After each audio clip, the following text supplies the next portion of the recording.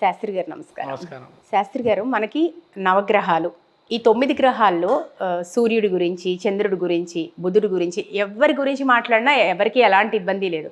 కానీ ఒక్క గ్రహం గురించి శని అనే మాట వింటే చాలు అందరిలో ఒక వణుకు దడ. అందులో ఏళ్ళనాటి శని అనే మాట విన్నా, లేదా అర్ధాష్టమ శని, అష్టమ శని, ఇలా గోచారంకి సంబంధించి కావచ్చు, లేదా మన మహర్దశల్లో శని మహర్దశ వస్తుందన్నా చాలా దిగులు పడిపోతుంటారు. ఏం జరుగుతుందోనే ఒక భయాందోళన. ఎందుకు శని మనిషి జీవితం పైన శనిగ్రహ ప్రభావం అంత ఉంటుందంటారా? శనేశ్వరుడి గురించి అందరూ భయపడుతూ ఉంటానికి కారణం ఏంటి? శ్రీ గురుభ్యో నమః. శ్రీ మహాగణాధిపతి నమః. శ్రీ మహాసరస్వతి నమః. హరి ఓం శ్రీమాత్రే నమః. నీలాంజన సమాభాసం రవిపుత్ర విమాగ్రజం ఛాయామార్తాండ సంభూతం తం నమామి శనేశ్వరం. ముఖ్యంగా శనేశ్వరుడు అనేది కరెక్ట్ అయినటువంటి వచనం అమ్మ. శనేశ్వరుడు నిత్యం కూడా నిద్రాణంలో ఉంటూ మనుషుల్ని నిద్ర లేపటానికి దాన్ని నిద్రపోతున్నట్టుగా ఉండి మనుషులు నిద్రపోతున్న లేపి యాక్టివేషన్ పవర్ని ఇచ్చేదే శనేశ్వరుడు. అంతే తప్ప శని చూడంగానే భయపడిపోతాం. ఆ భయం అనేది అవసరం లేదు.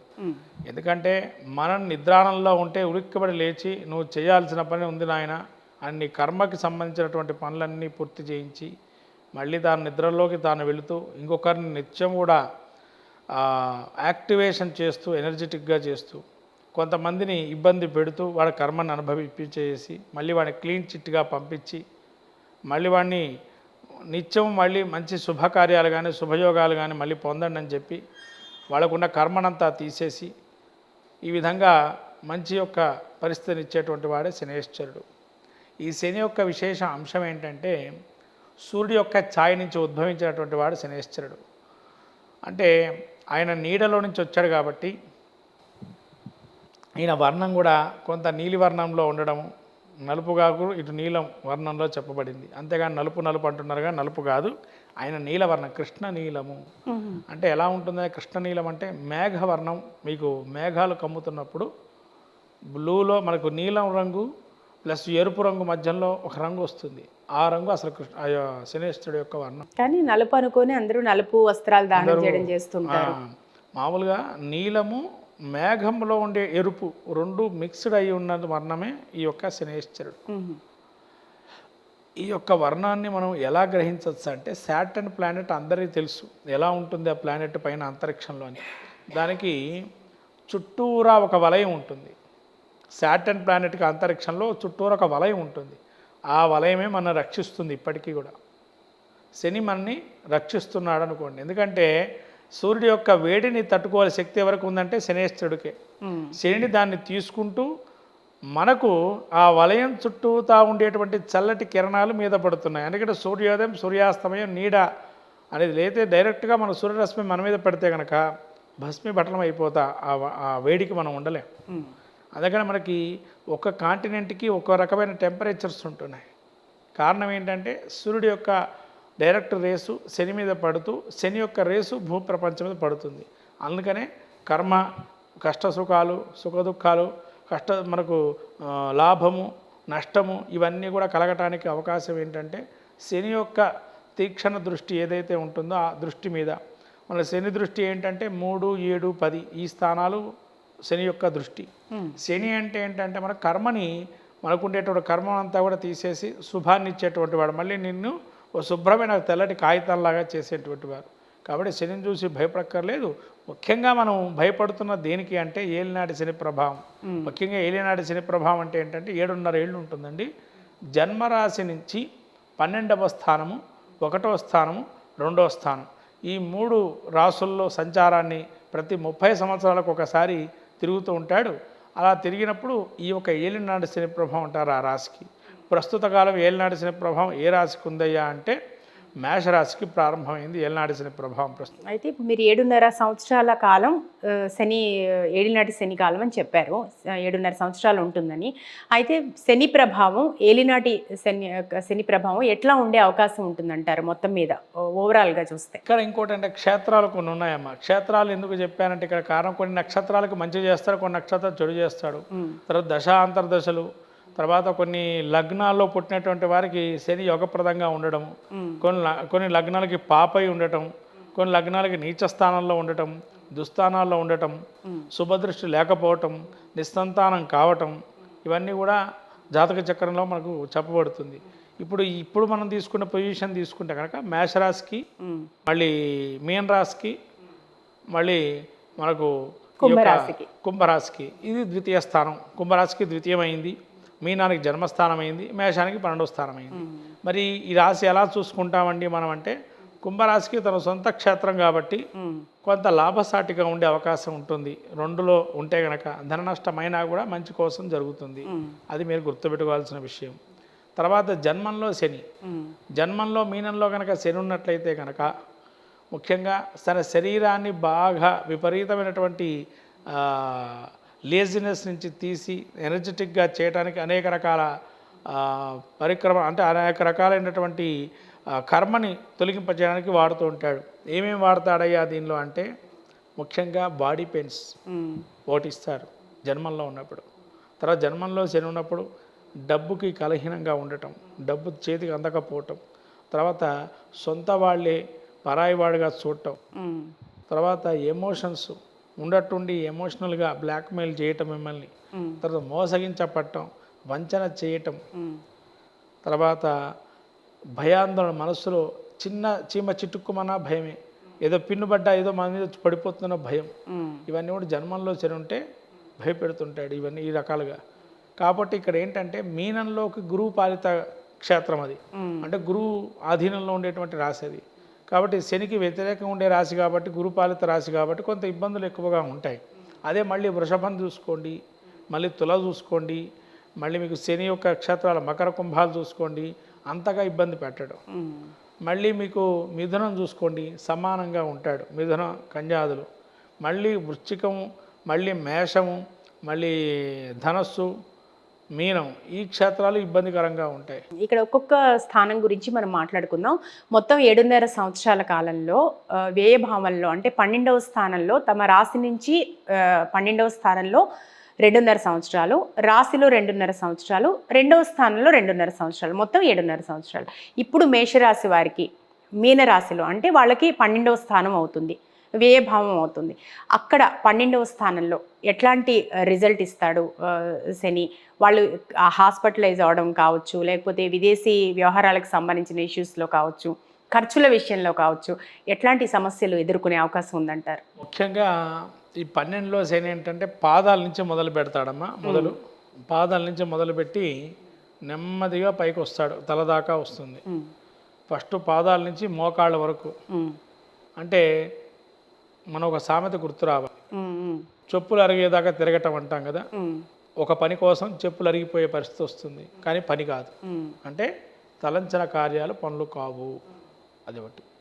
రెండవది, ఉన్నట్టుండి అనేక తలనొప్పులు రావటం మీద, ఏది చేయకపోయినా అన్నీ ఈడి మీదనే పడటం, అదొకటి. తర్వాత అనారోగ్యం, ఎప్పటి నుంచో అనారోగ్యం ఉండొచ్చు, సమయానికి కరెక్ట్గా అదే ఇప్పుడే పడటం, మీద పడటం, భయం, ఏదో జరిగిపోతుందో, ఏదో నాకేదో నష్టమైపోతుందని ఒక భయం ఉంటుంది లోపల మనస్సులో. తర్వాత వీళ్ళకి ఈ మోకాళ్ళ నుంచి కాళ్ళకి మధ్యలో వాపులు కానీ, నీరు రావటం కానీ, తర్వాత పట్టేసుకోవటం, నరాలు ఒకసారి బెనకటం, కింద పడటం కానీ, ఇలా అనుకోకుండా కొన్ని సంఘటనలు జరుగుతుంటాయి. 12లో అనుకోని సంఘటనలు ఏంటంటే కింద పడటం కానీ, ధనష్టం కానీ, ఇవన్నీ కూడా జరిగే అవకాశం, బిగ్ లాస్ అనేది కూడా సూచిస్తుంది. కాబట్టి మనకు అనుకోని నష్టాలు కూడా కలుగజేసే అవకాశం ఉంటుంది. ఇది 12లో ఉంటే కనుక శని ఈ విధంగా ఇస్తాడు మేష రాశి వారికి. ఆ తర్వాత మీన రాశి వారికి ఇప్పుడు రాశిలోనే శని. సో రాశిలో శని ఎట్లాంటి ప్రభావం చూపిస్తుంది? జన్మంలో శని ఏంటంటే ముఖ్యంగా కడుపుబ్బరం. సో వీళ్ళకి సెకండ్ ఫేజ్ ఆల్రెడీ 12లో అయిపోయింది, ఇప్పుడు రాశిలోకి శని సంచారం మొన్న 29 నుంచి మొదలైంది. కడుపుబ్బరం ఉంటుంది. ఇదేంటంటే కడుపుబ్బరం ఉండడం ఏంటంటే శని జన్మంలోకి వస్తాయంటే, ఒకడు బాగుపడుతున్నాడు, ఇంకోటి బాగుపడటం వీడికి నచ్చదు కదా. ఒకడు బాగుపడుతూ ఉంటాడు, వీడిని రెచ్చగొడుతుంటాడు వాడికి, వాడిని ఏదో ఒకటి చేయాలని. అంటే వాడిని డెమాలిష్ చేయాలి. వాడి కన్స్ట్రక్టివ్ మ్యాటర్లో ఉన్నప్పుడు వాడిని డెమాలిష్ ఏ విధంగా చేయాలనేది ఒక రకమైనటువంటి స్ట్రేంజర్ టైప్లో ఒక ఆలోచనలు మారుతాయి. అంటే అదే కర్మ, వేరే కర్మ ఏం లేదు, వాడి కర్మ వాడే తెచ్చుకుంటాడు కదా. అదే స్ట్రేంజర్ టైపు రావటం, లేదైనా ఈ నడుము నుంచి మనకు భుజాల వరకు కొన్ని నొప్పులు రావటం, అనారోగ్య సూచనలు ఉండటం, తర్వాత జన్మంలో శని ఉంటే ఎటు చూసినా మనకు ఒక దారి కనిపించకపోవటం, ఇంత డిఫికల్టీగా జీవితం ఉంటుందా అని వాడిగా విసుగొచ్చేటువంటి ప్రయత్నం చేయటం, మళ్ళీ ఇంట్లో వాళ్ళు కూడా వాళ్ళని విసిగించటం, శారీరక శ్రమ ఎక్కువగా ఉండటం, పని మాత్రం విపరీతంగా ఉంటుంది, ఇంట్లో కాదు బయట కానీ ఎక్కడ పోనండి పని విపరీతంగా చేయించుకోవటం, వీళ్ళ శ్రమజీవుల్లాగా ఉండటం, ఇవన్నీ జన్మంలో శని ఉంటే కనుక ఇవన్నీ జరిగే అవకాశం ఉంటుంది ఎక్కువగా. అయితే మీన రాశి వారికి డైరెక్ట్ ఆస్పెక్ట్ 7th హౌస్ మీద ఉండటం అక్కడి నుంచి, సో అది ఎదుటి వారితో ఎట్లాంటి ఇబ్బందులు ఉండే అవకాశం ఉందంటారు ఈ ఏలినాటి శని కాలంలో? శ్రమ చేయటమే ఇంకా వీళ్ళు జీవితం అంతా ఆ 2.5 సంవత్సరాలు శ్రమ జీవితమే. ఇంకా వీళ్ళు ఎంత చేసినా ఇంకా మిగిలే ఉంటుంది, ఇంకా చేయాలని చెప్పి అనుకుంటారు, కానీ ఇంకా వీళ్ళకి శ్రమ జీవితమే ఉంటుంది. సంవత్సరం పాటు ఎన్ని చేసినా ఒకటైపోతే ఇంకోటి మొదలవుతుంది, ఇంకోటి అయిపోతే ఇంకోటి మొదలవుతుంది, కష్టం అని ఆ విధంగా కష్టాలు ఉంటాయి. అంటే సహజంగా శని కర్మ ప్రదాత, మన కర్మని బట్టి ఫలితాలు ఇస్తాడు. మంచి చెడు అంతా చూసుకొని ఈ 30 సంవత్సరాల్లో జరిగిందంతా ఒక క్యాలిక్యులేషన్ ఉంటుంది, ఆయన పద్ధతి ఆయనకు ఉంటుంది.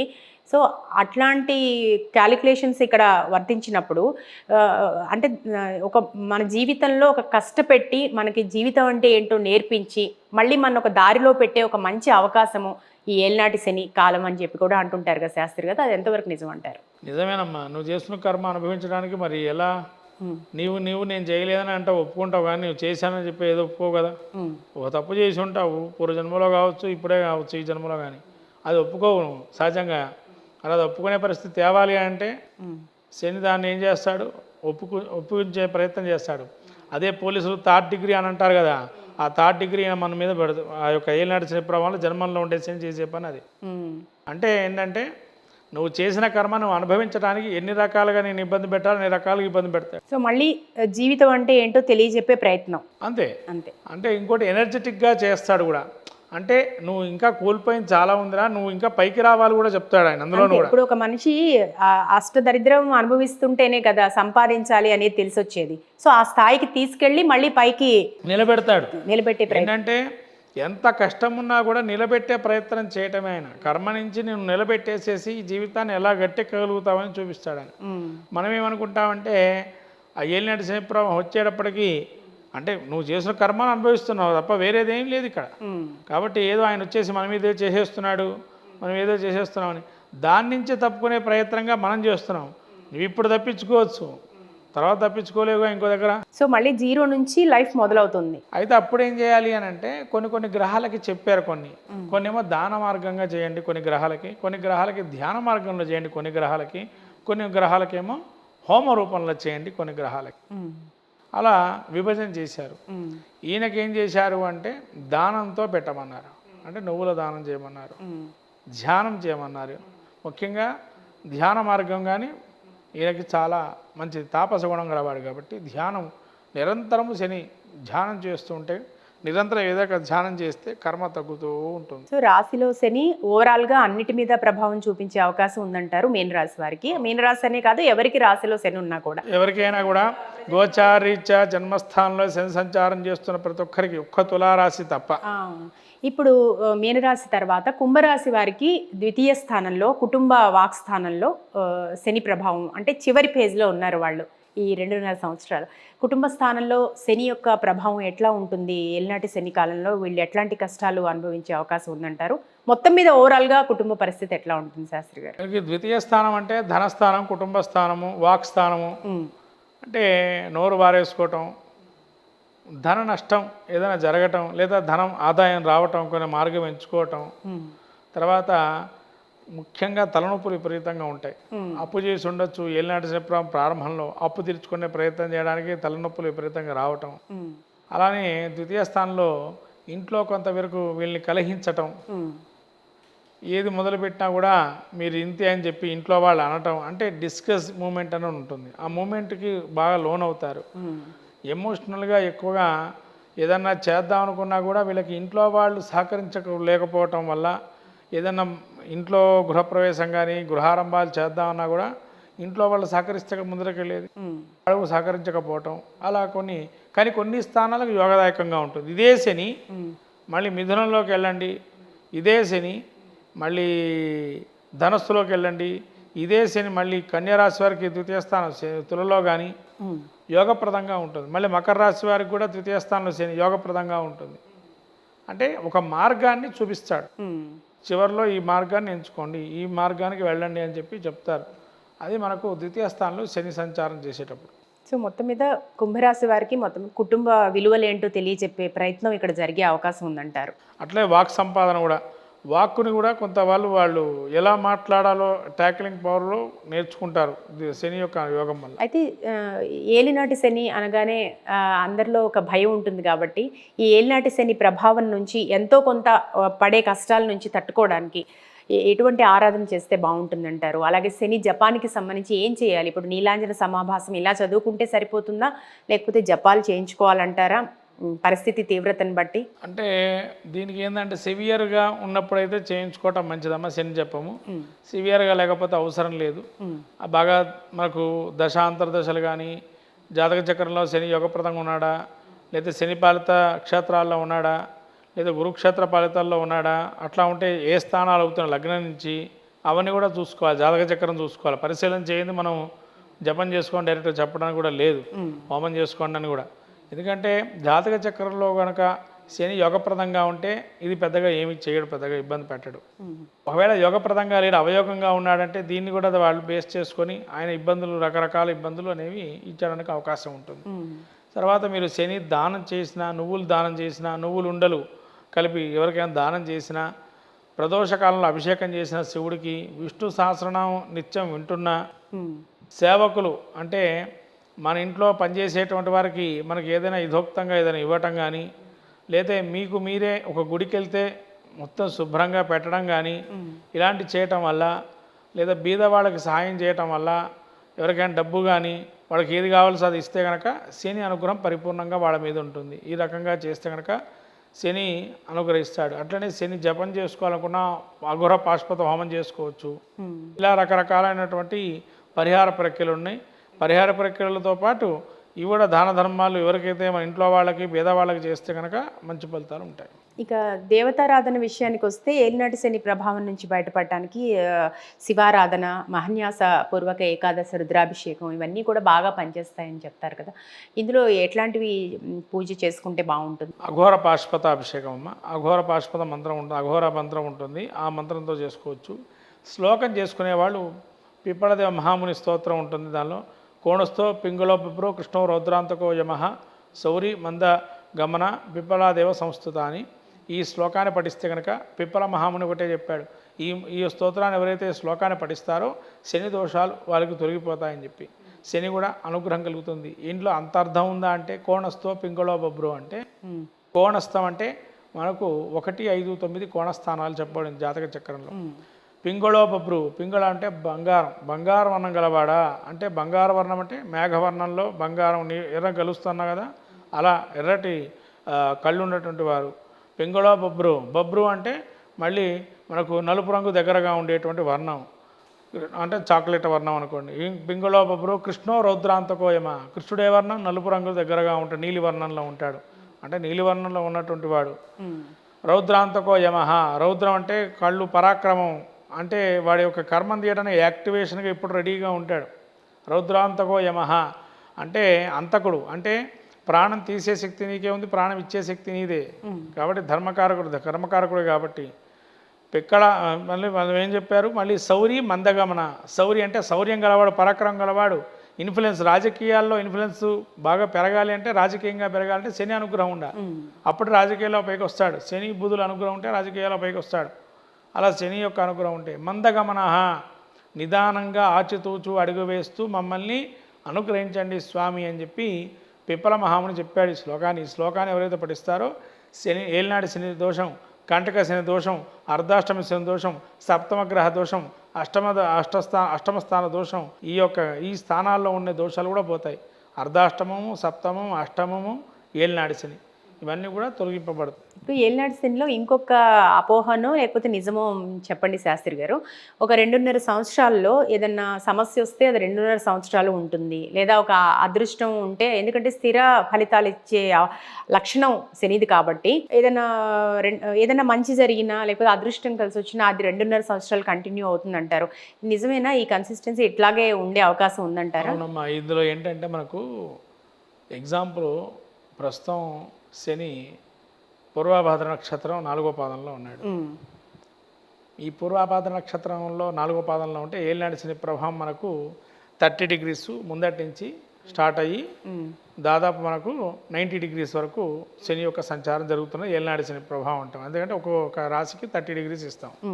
ఈ 30 degreesలో ఉండే సమయంలో ఈ 90 degreesలో ఉండేవి కొన్ని గ్రహాలు మిత్రత్వాల్లో ఉంటాయి ఈయనకి. ఇప్పుడు ఉత్తరాభాద్ర, పుష్యమి, అనురాధ ఇవి శని నక్షత్రాలు. ఈ నక్షత్రాల్లో ఉంటే కనుక వాళ్ళని కొద్దిగా ఇబ్బంది పెట్టాడు. మళ్ళీ గురు నక్షత్రంలో ఇబ్బంది పెడతాడు, బుధుడు నక్షత్రంలో ఇబ్బంది పెడతాడు. మళ్ళీ ఇట్లానే నెక్స్ట్ నక్షత్రాలు మనకి ఏలినాటి శని ప్రభావంలో కానీ మళ్ళీ మిగతా నక్షత్రాలు వస్తాయి. దానిలో అశ్విని నక్షత్రం ఉంది, కొద్దిగా పర్వాలేదు. భరణి నక్షత్రం వస్తుంది, ఎంత మిత్రుడైనా భరణి నక్షత్రం ఇబ్బంది కలుగజేస్తాడు. మళ్ళీ సూర్యుడి నక్షత్రం కృత్తిక వస్తుంది, దానిలో ఇబ్బంది కలుగజేస్తాడు. అంటే కొన్ని భాగాలు ఉన్నాయి, ఆ భాగాల్లో ఉచ్చనీచలు ఉంటాయి. ఆ భాగాలు దగ్గరగా డిగ్రీలు ఉన్నప్పుడు వాళ్ళు మంచి ఫలితాలు కావాలంటే మంచి ఫలితాలు ఇస్తాడైనా, చెడు ఫలితాలు అంటే చెడు ఫలితాలు ఇస్తాడు ఆ భాగాల్లో ఉన్నంతకాలం. కాబట్టి నిజమే మీరు అన్నట్టు 2.5 సంవత్సరాలు, 3.5 సంవత్సరాలు, 4.5 సంవత్సరాలు ఆ యొక్క గ్రహస్థాన నక్షత్రాన్ని బట్టి ఆ డిగ్రీలు మారుతున్న కొద్దీ ఈ యొక్క వేరేటువంటి పై డిగ్రీలు ఉన్నటువంటి వాళ్ళకంతా మంచి ఫలితాలు వస్తుంటాయి. మొత్తం మీద ఏలినాటి శని గురించి పూర్తిగా భయపడాల్సిన అవసరం లేదంటారు. అది మనం ఏంటో, మన పరిస్థితులు ఏంటో తెలుసుకొని, మన కష్ట నష్టాలు తెలుసుకొని కొద్దిగా కష్టపడి ముందుకెళ్తే ఏలినాటి శని ప్రభావం బాగానే ఉంటుంది, మంచి ఫలితాలే ఇస్తుందని. ఇప్పుడైతే ఈ క్షేత్రాలు మంచివి కావు శనికి, ఎందుకంటే నీచ స్థానంలోకి వెళ్తున్నాడు ఇప్పుడు శని. అంటే నీచ ఏదంటే మేషరాశి నీచ శనికి, ఉచ్చ స్థానం తుల.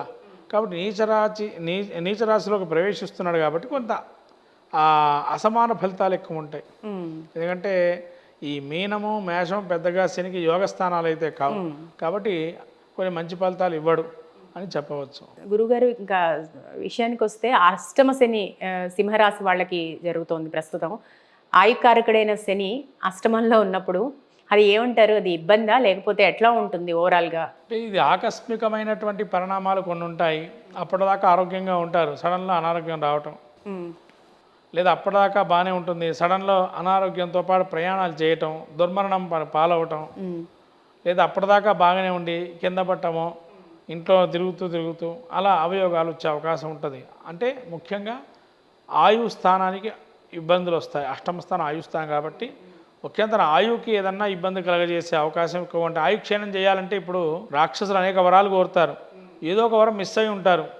ఇక్కడ కూడా అంతే, ఈయన కూడా అనేక రకాలు చేసి ఉంటాడు, ఏదో వరం మిస్ అయి ఉంటాడు. ఆ మిస్ అయిన చోటనే స్వామి ఏం చేస్తాడంటే ఈ యొక్క స్థితిని కల్పిస్తాడు. అలా వాళ్ళని బాధింపబడే అవకాశం ఎక్కువగా ఉంటుంది. అలాగే ఇంకా అనారోగ్యానికి సంబంధించి సింహరాశి వారికి ఎట్లా ఉంటుంది? అసలు అష్టమ శని ప్రభావం ఆరోగ్యం మీద ఎట్లా ఉండే అవకాశం ఉందంటారు? ముఖ్యంగా వీళ్ళకి సింహరాశి వారికి అష్టమ స్థానం అంటే పాదాల స్థానం చెప్పబడింది. పాదాలు కాబట్టి అది పాదాలు ఎలర్జీ లాంటిది, కానీ పాదాలు తొందరగా ఇబ్బంది పడటం, మెలికబట్టడం, ఏదైనా క్రాక్స్ రావటం, ఎయిర్ క్రాక్స్ రావటం నరాలకి, అలా జరిగే అవకాశం ఉంటుంది. తర్వాత అష్టమ శని కాబట్టి ఎన్ని మనం చెప్పినా ఒక మంచిని పొందాలనుకుంటే అష్టకష్టాలు పడాల్సిన పరిస్థితి వస్తుంది. అలా అష్టకష్టాలు పడుతూ నదిని వీదుతూ ముందరకు వెళ్తుంటారు ఈ సింహరాశి వారు ఈ యొక్క అష్టమ శని వల్ల. అలాగే ధనుర్రాశి వారికి వచ్చేసరికి చతుర్థ స్థానంలో అర్ధాష్టమ శని ప్రభావంలో ఉన్నారు. అసలు ధనుర్రాశి అనే కాదు, ఎవరైనా సరే చతుర్థంలో అర్ధాష్టమంలో శని ఉంటే వారికి వచ్చే పరిస్థితులు ఎట్లా ఉంటాయి? వారు ఎట్లాంటి కష్టాలకి గురయ్యే అవకాశం ఉందంటారు? ఈ యొక్క చతుర్థ స్థానం కంటక శని అంటారు. ఇది ఏంటంటే డిఫికల్టీ, ఏది మొదలు పెట్టినా కూడా ఆదిలో అంశపాదం రావటం, లేదా డిఫికల్టీస్తో ఛాలెంజెస్తో ఉంటాయి. ఎవరైనా కావాలని మిమ్మల్ని ఛాలెంజ్ చేయటం, మీరు చేసి చూపించండి నేను చూస్తానంటాం, అక్కడ చేయకపోవటం అనేది ఉంటుంది. అలా ఛాలెంజ్లు రావటం మీద డిఫికల్టీస్ రావటం అంటే ఏంటంటే మనం ఒకటంటే అది ఇంకోటి జరగటం, అలా రకరకాల ఎమోషనల్ చెక్స్ కూడా ఉంటాయి ఇక్కడ. అంటే ఎమోషనల్గా కొంత బ్లాక్మెయిల్ చేయటం కావచ్చు, భార్యాభర్తల మధ్య ఎమోషనల్ లెవెల్స్ కూడా పెరగచ్చు.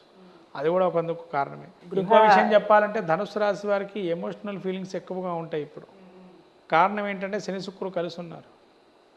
శని శుక్రుడు కలిసి ఉంటే ఎమోషనల్ ఫీలింగ్స్ ఎక్కువ. తర్వాత మీన రాశి వారికి ఎక్కువ ఉంటాయి. తర్వాత కన్యా రాశి వారికి ఎక్కువ ఉంటాయి.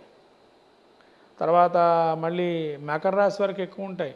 తర్వాత మళ్ళీ ఈ యొక్క వృషభ రాశి వారికి ఎక్కువ ఉంటాయి. అంటే శని నుంచి 3వ స్థానం, 7వ స్థానం, 10వ స్థానంతో పాటు శని యొక్క దృష్టి ఏ రాశుల మీద పడితే ఆ రాశుల మీద కూడా ఈ యొక్క నేచురల్గా వాళ్ళకి ఎమోషనల్స్ బ్లాక్మెయిలింగ్ కావచ్చు, ఎమోషనల్గా వాళ్ళని బ్లాక్మెయిల్ చేయొచ్చు, డబ్బులు సంపాదించవచ్చు, లేదా వాళ్ళని అడ్డు పెట్టుకొని వీళ్ళ కార్యాలు నెరవేర్చుకోవచ్చు. అలా రకరకాల కొన్ని పరిణామాలు వస్తాయి శని వల్ల వీళ్ళు ఇతరత్ర ప్రజలందరికీ కూడా. సో మొత్తం మీద అర్ధాష్టమ శని, అష్టమ శని ఈ ప్రభావం నుంచి బయటపడాలంటే ఈ రాశి వారు ఎట్లాంటి జాగ్రత్తలు తీసుకుంటే బాగుంటుంది అంటారు? ఈ అర్ధాష్టమ శని ఏమో చివరిలో వెళ్తూ వెళ్తూ మంచి చేసి వెళ్తాడు. ఈ అష్టమ శని అంత మంచి చేయడు. ఏలినాడు శని ప్రభావం కొందరికి మంచి చేసే అవకాశం ఉంటుంది యోగప్రదంగా ఉంటే, ఇంకో కొందరికి యోగంగా ఇవ్వడు అష్టమ శని అయితే ఎక్కడ కూడా.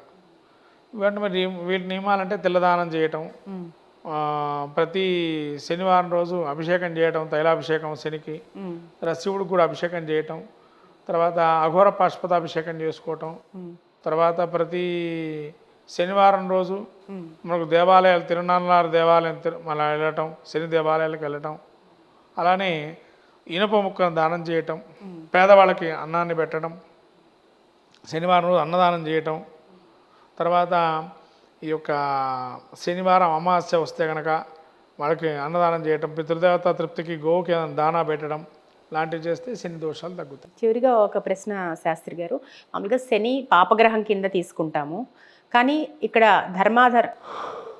శనిని పాపగ్రహం కింద తీసుకుంటాము, కానీ ఇక్కడ ధర్మాధర్మాలని బట్టి మనకి ఇచ్చే ఫలితం ఉంటుంది అంటున్నారు. మరి ఈ రెండిటికి ఏంటి అసలు డిఫరెన్స్ ఏంటి? ధర్మాధర్మాలంటే ఇక్కడ శని మేషలగ్నం ఉంది, రాజ్యోకారకుడు శని.